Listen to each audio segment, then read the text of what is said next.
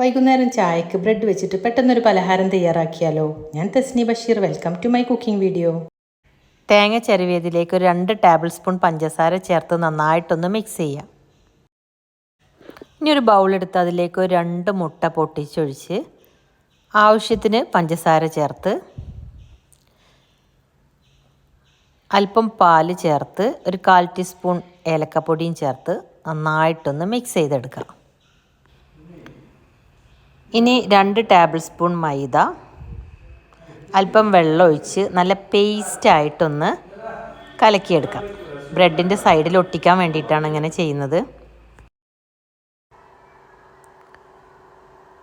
ഇനി ഒരു ബ്രെഡിൻ്റെ സ്ലൈസ് എടുത്ത് അതിൻ്റെ സൈഡിലൂടെ മൈദയുടെ പേസ്റ്റ് ഇതേ രീതിയിലൊരു വിരൽ വെച്ച് 4 ഭാഗത്തും തേച്ച് പിടിപ്പിക്കാം. എന്നിട്ട് നടുഭാഗത്തായിട്ട് തേങ്ങ പഞ്ചസാര മിക്സ് ഉണ്ടല്ലോ, അത് ഇതുപോലെ 2 ടേബിൾ സ്പൂൺ ഇട്ട് മുകളിൽ വേറൊരു ബ്രെഡ് വെച്ചിട്ട് ഇതുപോലെ കൈ കൊണ്ടൊന്ന് പ്രസ് ചെയ്ത് അമർത്തിയെടുക്കുക. ഇങ്ങനെ മുഴുവൻ ബ്രെഡും ഇതേ രീതിയിൽ ചെയ്തെടുക്കാം.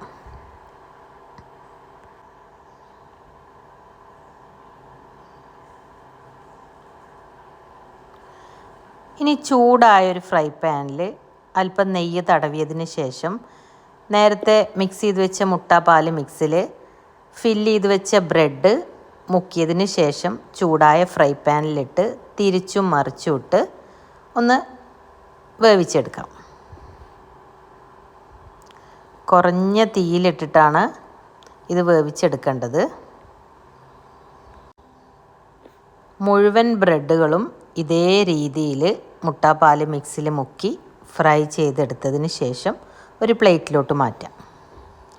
അങ്ങനെ 4 പീസാണ് ചെയ്തെടുത്തിട്ടുള്ളത്.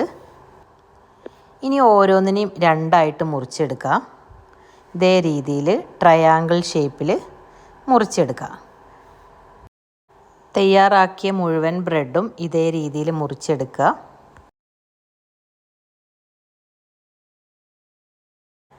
വൈകുന്നേരം ചൂട് കട്ടൻ ചായയുടെ കൂടെ പെട്ടെന്ന് തയ്യാറാക്കാൻ പറ്റിയ ഒരു പലഹാരമാണിത്.